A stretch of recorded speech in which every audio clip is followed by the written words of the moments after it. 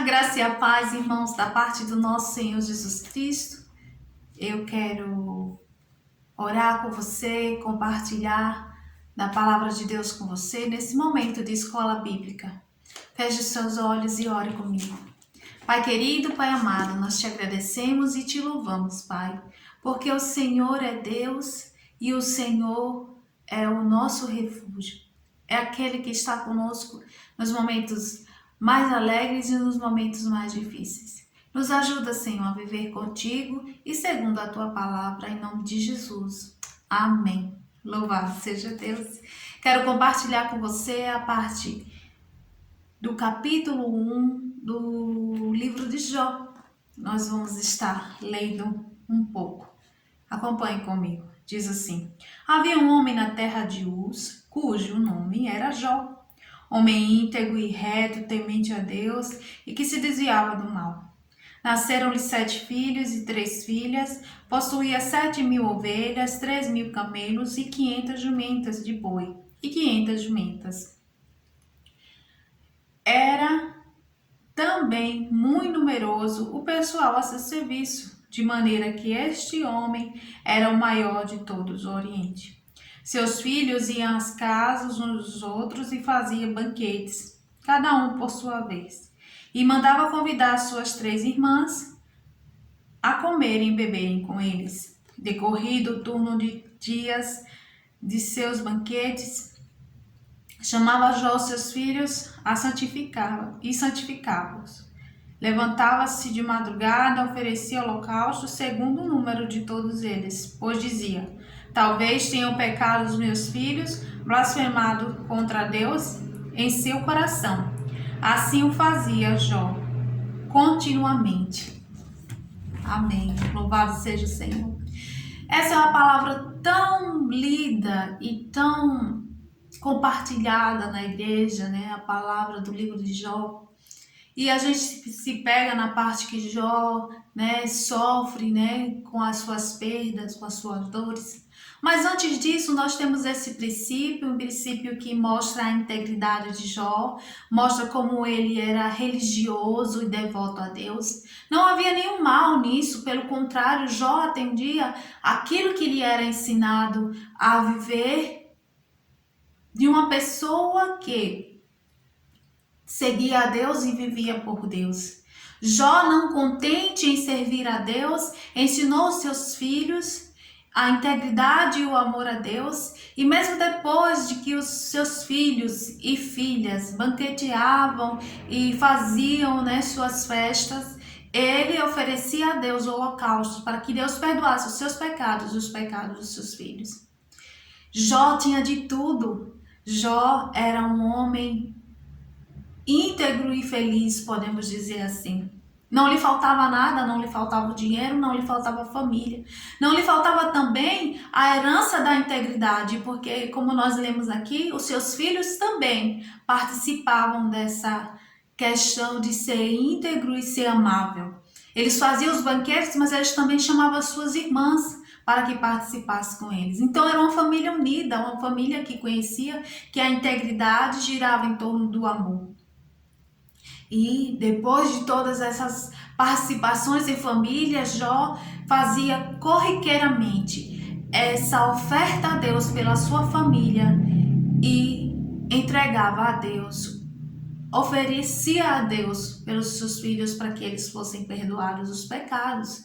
Né? Caso seus filhos não fizessem isso, Jó estava ali prevenindo-se de que os seus filhos seriam guardados por Deus. E de repente acontece algo muito ruim na vida de Jó. Eles são tirados seus bens e os seus filhos, e Jó, como um homem temente a Deus e fiel a Deus, permanece em Deus. Apesar das dificuldades, apesar de sua mulher dizer não, negue esse Deus. Apesar dos seus amigos dizerem assim: Jó, você deve ter pecado porque a maldição de Deus veio contra você. Era muito comum naquela época associar ao pecado toda e qualquer circunstância ruim sobre a vida de alguém. Se alguém estava enfermo, era porque havia pecado. Se alguém perdia tudo que tinha, porque tinha blasfemado ou pecado contra Deus. E a história de Jó vem para quebrar essa imagem de que as dificuldades e as dores, né, vêm só para aqueles que não obedecem, que não seguem a vida com Deus. Talvez em algum momento da sua vida você já tenha orado assim: Deus, mas eu faço tudo certo, eu sigo a tua palavra, porque esses males me sobrevêm? Por que, Deus, que eu tenho que enfrentar tantas dificuldades se o Senhor nos ensina que aqueles que andam segundo a sua palavra serão felizes? E a história de Jó nos chama essa atenção. Também tem uma história parecida na Bíblia de um coxo que estava no meio do caminho, né? E os discípulos perguntam a Jesus: Jesus, por quê? Quem pecou, o pai ou a mãe desse jovem? Por que ele está assim? Quem pecou? Foi ele que pecou? E Jesus diz: não, não. Isso acontece com ele para que venha sobre ele a glória de Deus, para que Deus seja glorificado. E também foi assim na vida de Jó.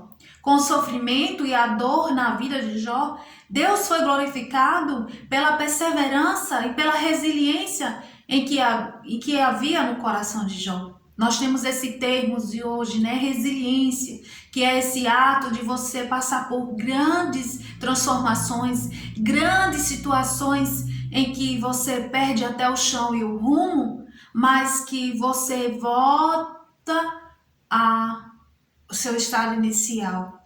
Volta, se recupera, consegue se levantar, consegue viver a sua vida de maneira aceitável e até muitas vezes admirável. Pessoas que perdem grandes pessoas da sua vida, pessoas, entes queridos que eram tudo, que eram a referência, essa é a palavra que eu procurava, referência para a vida delas. Pessoas que perdem bens, né, que perdem a saúde e mesmo assim permanece diante de Deus. Quantos Jó existe hoje ainda? Pessoas que vivem por grandes circunstâncias de sofrimento e dor, de formação de caráter. É lindo quando nós lemos o final do texto de Jó, que ele fala assim: eu sei que meu Redentor vive, eu sei que ele se levantará. Eu sei que eu conhecia Deus só de ouvir falar, mas hoje eu sei de com ele andar, de experimentar, de experienciar o meu Deus. As circunstâncias da vida vão vir sobre nós. Momentos de decisões terríveis que nós não sabemos se vamos ou se ficamos. Para onde vamos, o que vamos fazer? Tomadas de decisão que não está sobre as nossas mãos, mas muitas vezes está só em Deus e só encontramos em oração. Momentos decisivos que nós temos que passar. E só depois desses momentos e dessas peculiaridades da vida é que podemos chegar ao final e dizer assim: eu conheci a Deus. Do testemunho de outras pessoas, de restauração na vida de outras pessoas, de conquista na vida de outras pessoas. Mas depois que eu passei tudo isso e eu vi a presença de Deus, então eu posso dizer: eu ando com o meu Deus e eu conheço o meu Deus porque eu ando com Ele. É muito difícil não perder a fé nas circunstâncias adversas. Mas nós temos que ser firmes e perseverantes, assim como Jó. Jó achava que era feliz porque tinha tudo. E como gratidão a Deus, ele oferecia os holocaustos e oferecia os seus filhos no altar. Mas só depois de passar por uma grande provação, ele passou a conhecer a Deus no mais profundo, no mais íntimo do seu ser. Momentos que ele teve com Deus de perguntar a Deus: onde o Senhor estava? Será que o Senhor não vê o que está acontecendo? Momentos em que ele questionava a Deus.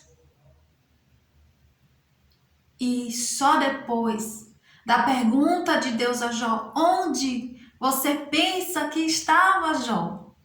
O que você pensa que estava fazendo? Quem você pensa que é?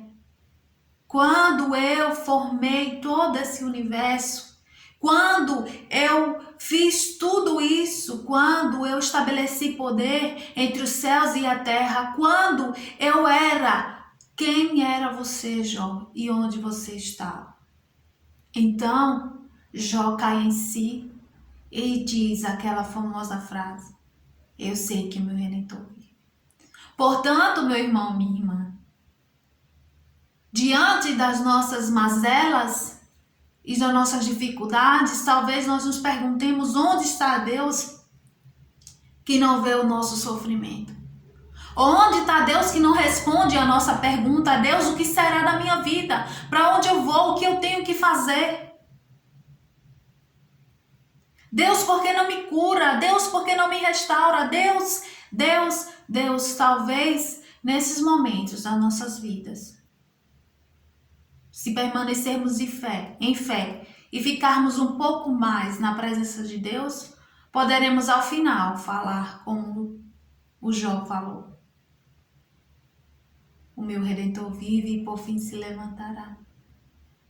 Conheço o meu Deus não só dos testemunhos que ouvi, mas porque vivi plenamente e conscientemente na presença dele, no dia da alegria e no dia da angústia.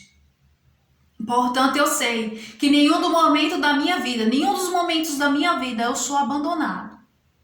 E não é porque eu faço qualquer coisa que eu tenho que ser retribuído por Deus, mas é pela graça e o amor e a misericórdia alcançada na cruz que sou abençoado ou abençoada. E que todo esse amor e devoção que eu tenho deve ser propagado, anunciado, apesar das minhas indiferenças, apesar das minhas circunstâncias, apesar dos meus pecados, delitos, como você quiser falar. Apesar da minha fragilidade e daquilo que eu quero, o amor de Deus deve ser anunciado. Permanecer com as minhas chagas, coçando as minhas feridas, assim como Jó fez, mas permanecer. Em nenhum momento se negar de Deus, negar a Deus. Mas em todos eles, mesmo quando questionamos a Deus sobre algo ou sobre alguém, permanecermos, para que no fim, como eu já disse, alcancemos a nossa vitória. Que o Senhor possa fazer na sua vida, na minha vida, com que a resiliência e a fé andem juntos, para que quando a gente voltar, a gente saiba quem nos restaurou e quem nos libertou. Em nome de Jesus. Amém.